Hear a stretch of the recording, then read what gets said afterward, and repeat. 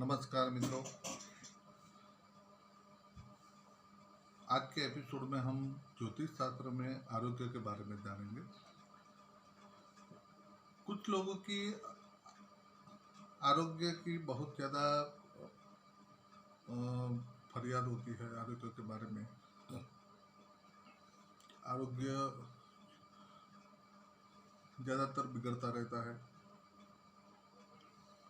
और कुछ लोगों को कुछ भी ज़्यादातर आरोग्य के बारे में फरियाद नहीं होती है। बिल्कुल पूरे साल भर कभी भी बीमार भी नहीं होते हैं। तो ऐसा कैसे होता है? तो कुछ ना कुछ तो है कि जो आरोग्य के बारे में ज्योतिष शास्त्र के हिसाब से कुछ प्रकाश डाल सकते हैं हम। अच्छे आरोग्य के लिए जन्म लग्न कुंडली के अंदर 3 बातें जरूरी है। 3 बातों के ऊपर प्रकाश डालना पड़ता है। एक तो जन्म लग्न जो होता है यानी कि कुंडली का प्रथम भाव, पहला भाव। दूसरी बात है जो जन्म लग्न कुंडली का जो पहला भाव है उसका राशि का स्वामी ग्रह कौन है। और तीसरी जो बात है वो जन्म लग्न कुंडली के प्रथम भाव का जो कारक ग्रह बोलते हैं, कारक जो कारकत्व है जिसके हाथ में, वो ग्रह। ये 3 बातों को इसके अंदर आरोग्य के लिए देखनी और चकासनी पड़ती है। तो ये जो सबसे पहली बात मैंने बताई कि जन्म लग्न कुंडली का लग्न मतलब में कुंडली का प्रथम भाव जो होता है। तो प्रथम भाव के स्थिति क्या है, प्रथम भाव की स्थिति क्या है, वो देखना पड़ता है। जन्म लग्न कुंडली में प्रथम भाव जो है उसके ऊपर कोई पाप ग्रह की दृष्टि ना हो, 1 या 2 पाप ग्रह जन्म लग्न में ना पड़े हो, प्रथम भाव पाप कत्री में ना आता हो। पाप कत्री का मतलब है प्रथम भाव से 12वां भाव और दूसरा भाव, ये दोनों भाव के अंदर कोई पाप ग्रह पड़े हो, दोनों साइड पाप ग्रह पड़े हो तो लग्न भी पाप कत्री में आ जाता है। मतलब में उसका पाप प्रभाव लग्न को भी असर करता है। तो उससे भी दिक्कत रहती है आरोग्य के लिए, क्योंकि पहला भाव आरोग्य का है। अब जन्म लग्न कुंडली का जो लग्नेश ग्रह है, वो लग्नेश ग्रह कहाँ बैठा है कुंडली में, उसका भी बहुत बड़ा महत्व है। क्योंकि जो भी कुंडली का जो लग्नेश है वो ही सर्वस्व है।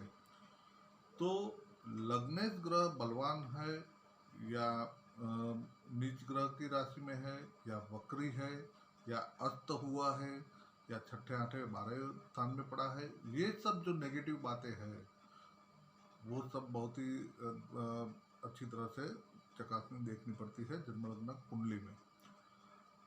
तो जो लग्नेश ग्रह है वो जहाँ भी पड़ा है, लेकिन उसके ऊपर पाप ग्रह की दृष्टियाँ नहीं होनी चाहिए, पाप ग्रह की युति में नहीं आना चाहिए, और 6ठे 8वें और 12वें स्थान के मालिक के साथ में पड़ा नहीं होना चाहिए।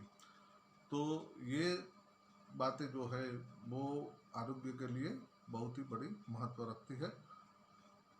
दूसरी बात, जो जन्म लग्न कुंडली में लग्नेश ग्रह जो है वो उसके ऊपर अगर शुभ ग्रह की दृष्टियाँ है, उसके ऊपर गुरु की दृष्टि काफ़ी महत्व रखती है, काफ़ी अच्छा शुभ फल देती है। और अगर वो बलवान होके केंद्र या त्रिकोण में पड़ा है और उसके ऊपर 1 या 2 ग्रह की शुभ ग्रह की दृष्टि है, व्यक्ति का आरोग्य एक्सलेंट रहेगा, बिल्कुल उसको कोई दिक्कत परेशानी नहीं होगी, आरोग्य के लिए उसकी फरियाद नहीं होगी। या कोई छोटी मोटी बीमारी आ जाती है तो जल्दी से ठीक हो जाएगी, उसको ज़्यादा दवाइयाँ लेने की भी ज़रूरत नहीं पड़ती है।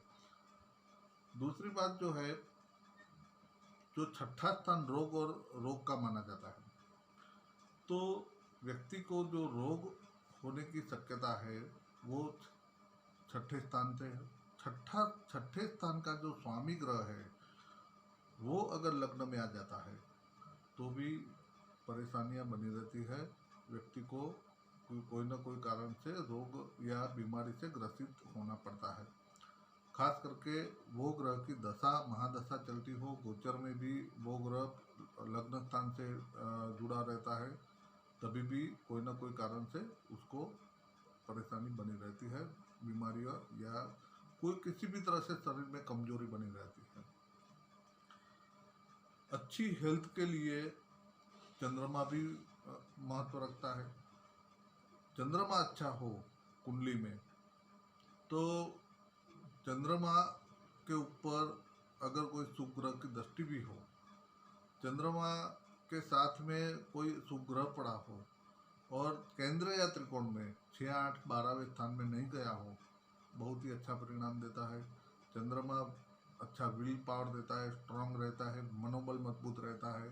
ये सब बातें चंद्रमा और सूर्य ये दोनों की स्थिति अगर कुंडली में अच्छी बनी रहती है तो व्यक्ति को कभी भी आरोग्य की परेशानी नहीं बनी रहती है, बहुत कम रहती है। व्यक्ति को आरोग्य के लिए जो महत्व की जो बात है वो हमने बताई आपको। अभी अगले एपिसोड में हम रोग कैसे होते हैं और कौन से ग्रह रोग के लिए कारणभूत है वो भी अगले एपिसोड में हम जानेंगे। तब तक के लिए नमस्कार, धन्यवाद, आभार। आपको ये वीडियो अच्छा लगा हो तो आप अवश्य लाइक करें, सब्सक्राइब करें और बेल का बटन दबाएं।